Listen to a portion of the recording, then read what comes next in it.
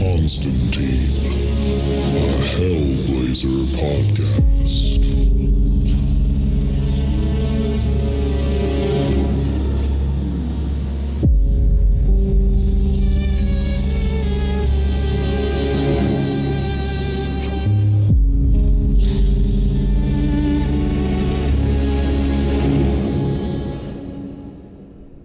Hey there, everybody. Welcome back to John Constantine, a Hellblazer podcast. Today, we are reading issue number 157, and just a little catch-up on what's been going on.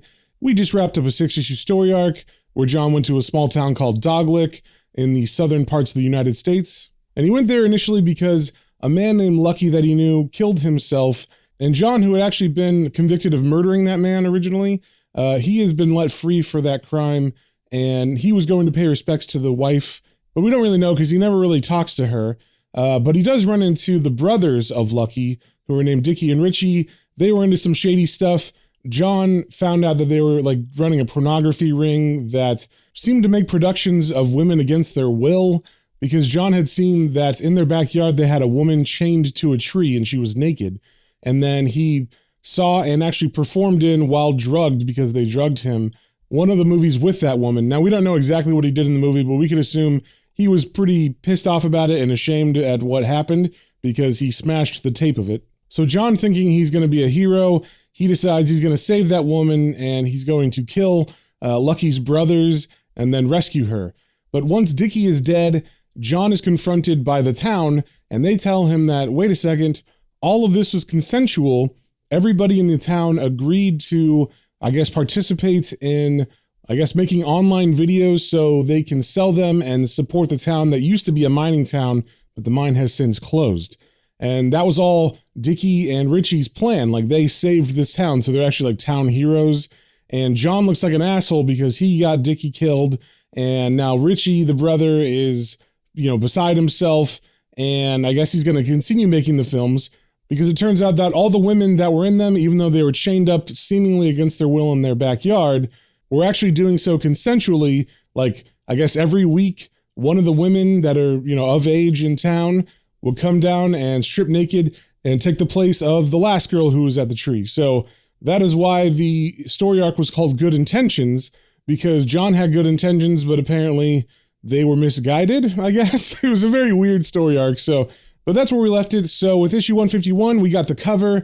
We see John and a man standing at a bar, and they're kind of looking out at us, and they're in their own panel that is above the full page splash behind it, which is of a man's hand touching the edge of a doorway, and the hand has a tattoo on it with a bunch of scarring, and the tattoo is a skull and bones inside of a black circle, and off of that black circle looks like some kind of tribal flames, and then there's like black strands that look like maybe ropes or something coming off the top of it.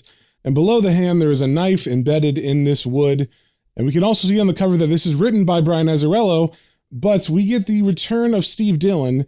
And if you've been listening to this for a while, you know who Steve Dillon is. He was the main artist in the Garth Ennis run of Hellblazer. I don't believe he does a whole bunch of this run, but he at least does this one issue. And it is very nice to see him back on the interiors, because as we turn to the first page, it is very familiar. Immediately, we get the classic John we know and love from the Garth Ennis run. And we see John walking into a bar called the Half Shell. And as he crosses the bar, he talks to the bartender asking, "Excuse us, mate, where's the..." But the bartender cuts him off, knowing exactly what he's going to ask. So the bartender says, "In the back, first door on the left," because he knows John is asking for the restroom. And John says, "Cheers," and then walks that way. And he passes two guys waiting at a table. And both of them are kind of average-looking white guys, we'll say in their mid-30s. They both have kind of a rough exterior, like they don't have a lot of money and whatnot. One of them is wearing a green hat and has a cut-off jean jacket, and the other has a purple bandana and a wife beater on. And as John passes them, the man in the green hat asks the man with the bandana, "What time's it, Hess?" And Hess answers, "Time for another round." And then Hess yells at the bartender, "Hey, Kenny!" And then he holds up his beer as if to ask for another. And then the man in the green hat next to him at the table says, "Fucker's ass is late. I fucking closed down my goddamn shop in the middle of the day." And Hess kind of smiles at him and says, "Let me ask you a question, Carter. When you ever known Shane to be on time?" So Carter and Hess are waiting for someone named Shane, and they're supposed to have some kind of meeting. But as we turn the page, we cut away from them to inside the restroom, where we see John flushing a urinal after using it. And this is a pretty gross bathroom. There's like piss on the floor under the urinal. There's water leaking from underneath the sink and the toilet. And the partition for the toilet has a bunch of graffiti. One of them is a stick figure with large breasts, and the other is a swastika. And then there's a bunch of other names and stuff that people wrote on there.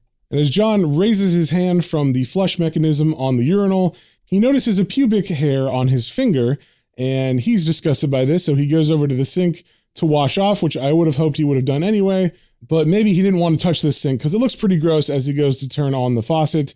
And then, of course, as he's done washing his hands, he looks over, and there are no more paper towels, so he has to dry his hands off onto his jacket.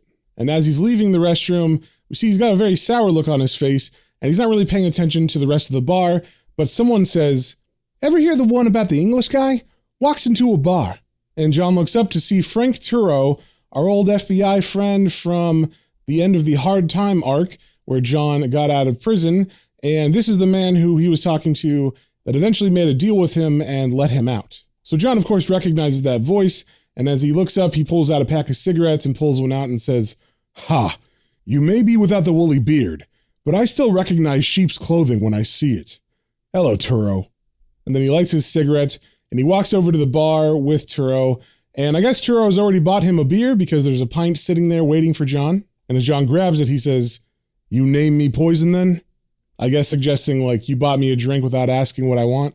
And Turro looks down at his drink, and then he looks over like he's figured out something clever to say, and he says, "Sorry, Constantine, but your mother's to blame for that." And then he points to the stool next to him, because as of right now, John is just standing, and he says, "Take a load off." And John moves over to the stool, but he cleverly fires back, "And have another dumped on me, I suppose."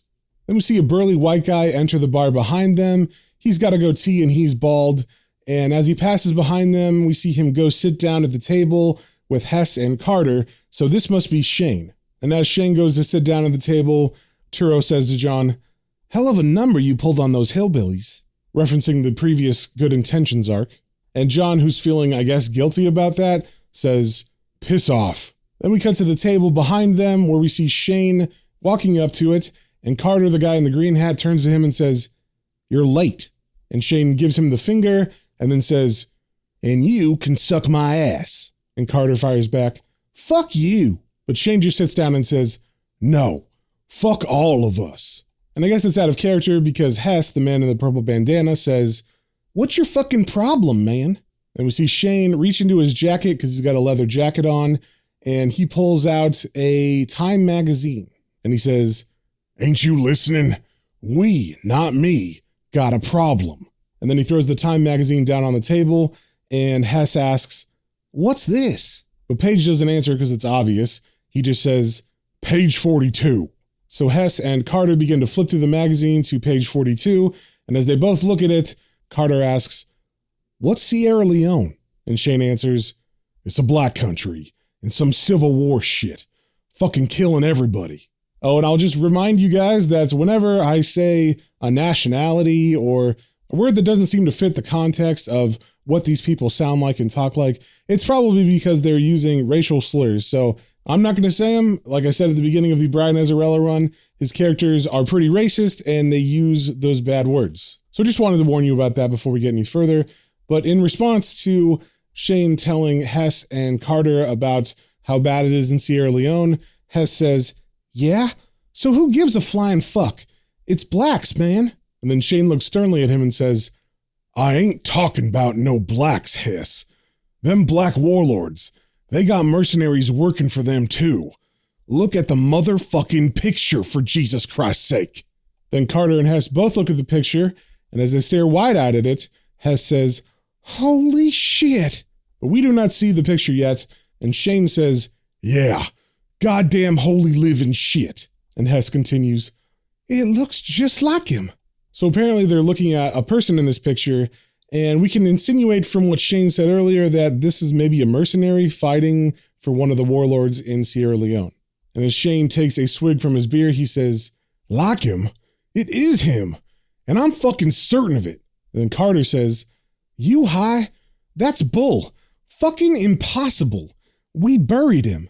He's dead. Then we turn the page and we cut back to John and Turro's conversation, and we see Turro about to eat a plate of oysters. Now, I don't know where they're at, but apparently they have oysters, so maybe they're in like one of the Carolinas or something, or Virginia that's closer to the beach. So as Turro stares at them about to dig in, John says to him, referring to those oysters, "They're alive, you know." And Turro says, "Yeah, I know. That's why they taste so good." And then he picks one of the shells up and he begins to slurp the meat out of it. And then John smiles and asks sarcastically, "Remind you of anyone close?" I'm not sure exactly what John is suggesting here, but Turro looks at him and looks offended and says, "Watch it, Constantine." And then John smiles and he says, "Oh, I am. Believe me." And then Turro reaches into his jacket and says, "Not in a million years." And John says, "Really? Well, in that case, it's good to see you too, Turro." And then he holds up his beer like to say cheers. Now, I'm not sure if this is correct, but it seems that John is trying to flirt with Turro, maybe? Like he's saying, "I'm watching you," meaning like your ass or something. And then Turro's rejecting him, saying, "Not in a million years." At least that's how I'm reading it. Maybe I'm wrong. But either way, as John lifts his glass to Turro, we see Turro pull a folded piece of paper out of his wallet, and then he places it on the bar and pushes it towards John. And in response to John saying it's been nice to see him, Turro says, "Likewise." But just as Turro finishes pushing the piece of paper over to John, John takes it and pushes it back without opening it. And Turro looks at him and says, "Aren't you curious?" And John looks back at him and says, "As the proverbial cat, it's what gets me into so much trouble.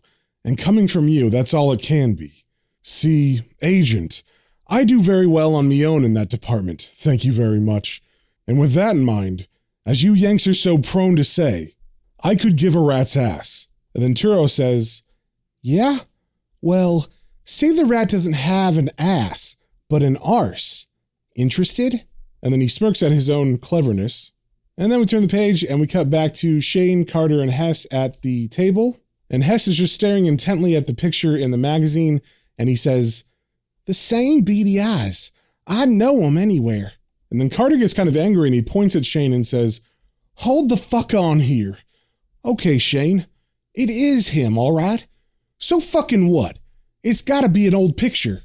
Then Shane leans forward and points to the man's hand in the picture. We don't see his face, but we just see the hand and there's a tattoo on it.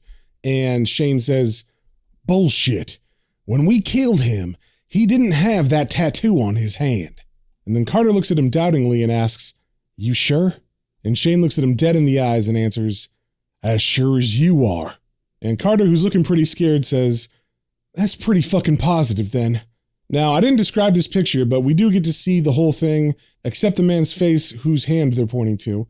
So we see 4 white mercenaries who are wearing camouflage and have their rifles and handguns out, and they're smiling, like posing for a photo, almost like a hunting picture.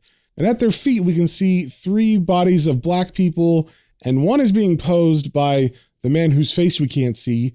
And we see the reason why they can see his hand so clearly is because, very horrifically, the hand is holding one of the corpses of the black man's head up like a bowling ball. Basically, he's got 2 fingers in the eye sockets, and he's holding it up so that you can see the black man's face.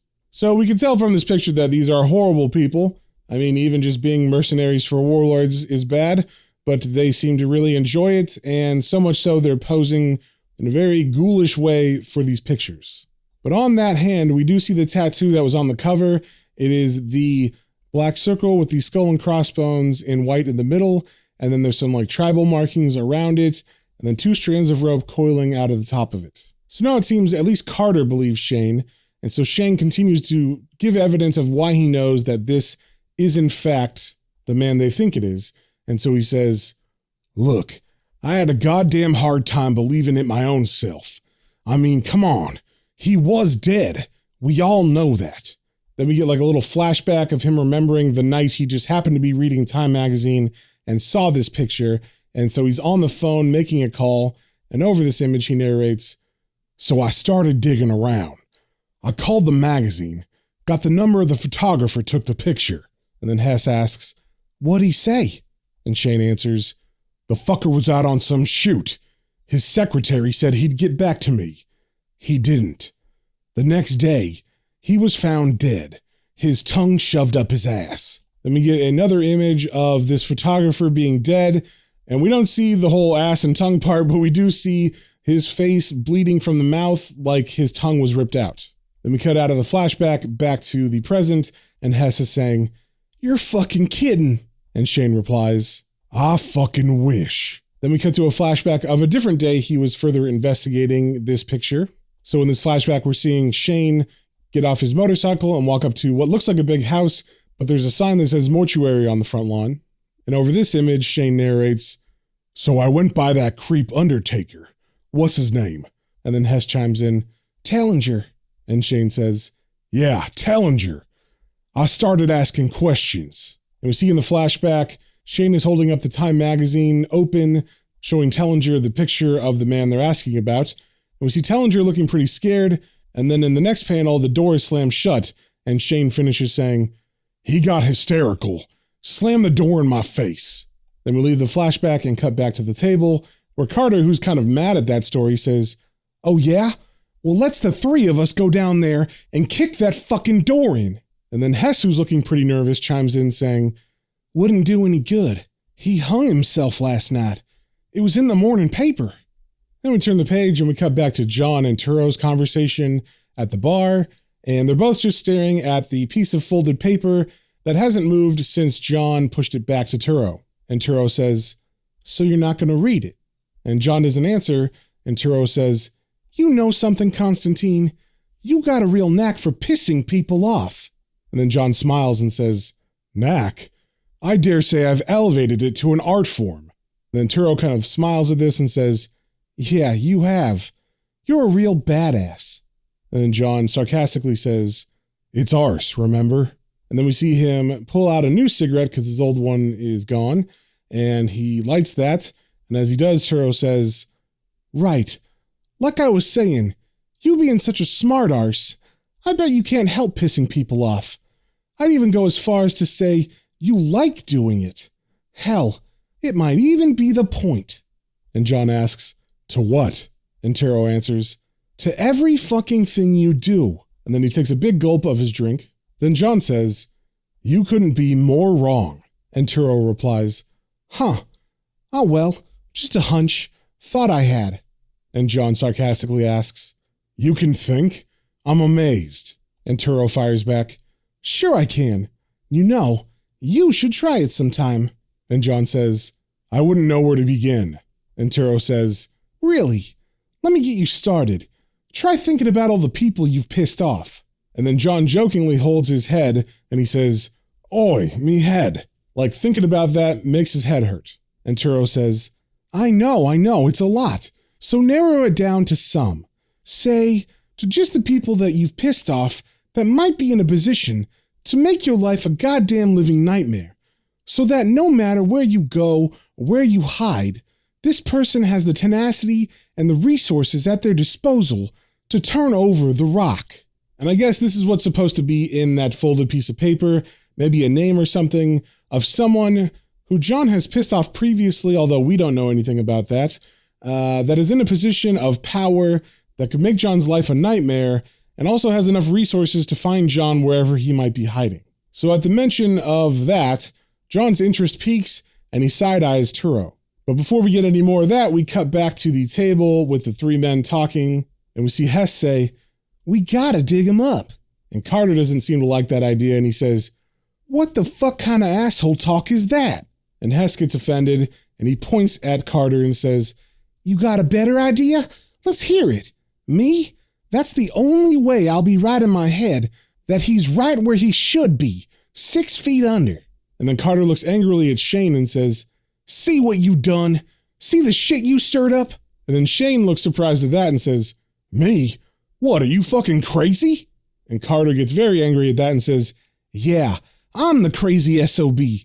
The only one that don't believe this fucking bastard's still alive." And then Hess, whose eyes are nervously twitching, says, "It all makes sense, you know." And then Carter looks at him and says, "Like hell." But Hess continues putting these pieces together in his head, saying, "Like his old lady." And then Carter says, "I forgot about that nut job broad. There was a crazy one for you." And Hess looks questioningly at him and says, "Why? 'Cause she slit her wrists a week after he bought it? And Carter answers, for starters. And then Shane chimes in, now thinking the same pattern as Hess, saying, what if she knew the motherfucker wasn't dead? And then Carter, questioning Shane, says, what if that bitch would be riding his dick right now she was so stupid in love with him? And then Shane leans forward and says, what the fuck? She cheated on his ass every time he was on the road.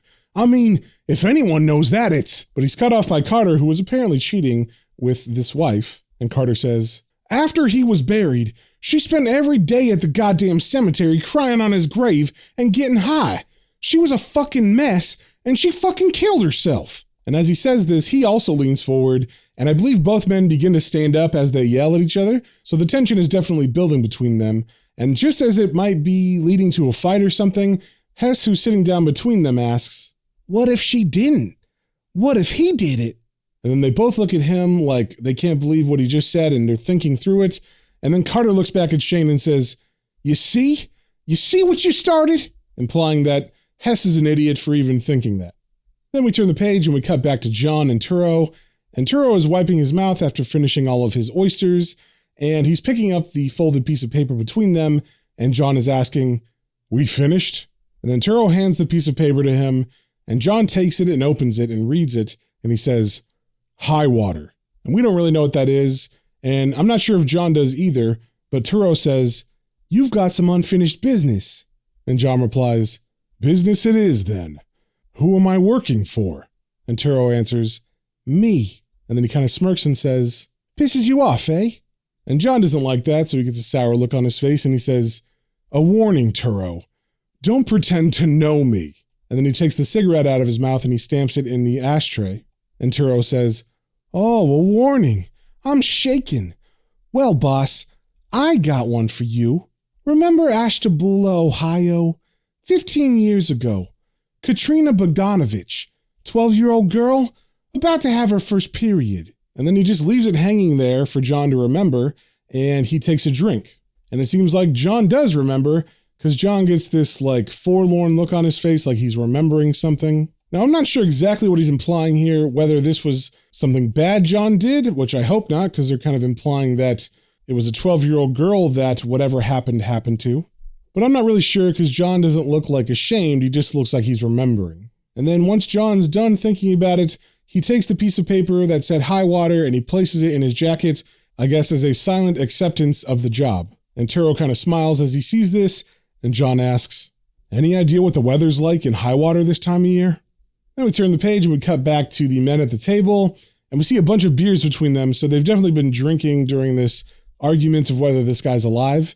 And we see Hess saying, man, is it fucking hot in here or what? And then he yells, hey, Kenny, could you turn the heat down? I'm sweating like a goddamn pig.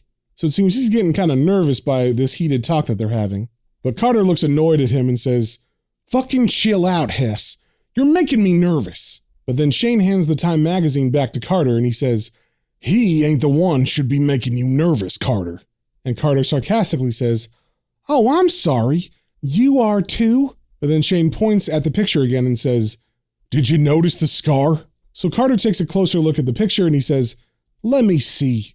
And as he examines it closely, his eyes get really wide and he says, ear to motherfucking ear. He didn't have that the last time we saw him. No siree. It was fresh and he was bleeding out of it. Maybe we fucked up. And then Shane says, maybe my ass. The fuck? He was dead. Then we turn the page and we cut back to Turro and John. And Turro is pushing his glass aside like he's finished. And he asks John, you believe in an afterlife, Constantine?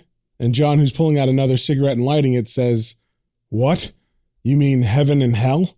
And Turro says, yeah. And John answers, hell, I'm up to my neck in right now. Heaven? Well, I've heard rumors. Then we see Turro pull out some money to pay his tab, and he says, it's real. In fact, this woman, when she died, she went to heaven. And John, kind of playing along, asks, that's so. What was her name? And then we see both men get up, and Turro answers saying, Betty. Yeah, Betty. So anyway, Betty standing at the pearly gates with St. Peter, when she hears like drilling and people screaming. And John says, go on. And Turro continues saying, so she asked St. Peter, what's all that noise? And we turn the page and we cut back to the guys at the table. And now they're all being quiet because they've realized that the man they killed has come back from the dead. And he seems to be coming after the people that he didn't like in life. And just as they're like coming to terms with that, I guess, the bartender walks up and says, hey, Shane, this came for you in the mail. And he has a postcard in his hands and he hands it over to Shane. And the postcard says, greetings from Las Vegas on it. So Carter asks, who you know went to Vegas? And then as Shane is reading it, we see what it says. And it says, see you soon. And then Shane stares at it wide-eyed and he says, look at the postmark. And he shows it to Carter and it says Sierra Leone on it. So apparently this was sent from Sierra Leone. And all three of them are just staring at it wide-eyed and open-mouthed. Then we cut back to John and Turro, who are about to exit through the doors. And Turro is continuing about that woman in heaven saying, and he tells her, he says, once you get into heaven, they gotta drill holes in your back for your wings and one in your head for your halo. So she says, I'd rather go to hell. And St. Peter, he tells her that in hell, she'll be sodomized for eternity. And then without missing a beat, John finishes the joke that Turro's been telling, saying, well, she already had holes for that. And then John pulls open the door and they both walk through and Turro says, that's what she said. But as they exit through the doors, we see a man entering and we don't see his face, but we do see his hand and it has the tattoo of the man who was in the Time magazine photograph. And as the doors are about to swing closed, John stops and he turns around and looks at that man and Turro asks, what? And John looks at him and says, nothing, I suppose. It's just that bloke there. I'd heard he was dead and buried. So we can assume maybe as John was talking to Turro, he was overhearing the conversation behind him with the three men at the table. And I should also say that the last words of that, and buried, are separated from his talking bubble because that is the name of the issue. So we get the credits of the issue at the end here where it finishes John's sentence saying, and buried in big capital letters. And that, my friends, is the end of the issue. And this was kind of a fun little one-shot break that does move the story forward, but there's some interesting things going on. Obviously, John is going to be going to somewhere named Highwater next. And there was a couple little threads of things that might be going on in the background. There was something that Turro threatened about that 12-year-old girl. And then also there was some kind of flirting between John and Turro as well, or at least it seemed like that. So we'll have to see if any of those threads actually, become anything bigger until the next issue. So if you guys have any comments, questions, or suggestions, you can email me at planestrains and comicbooks, all one word, @gmail.com. And we will see you on the next one.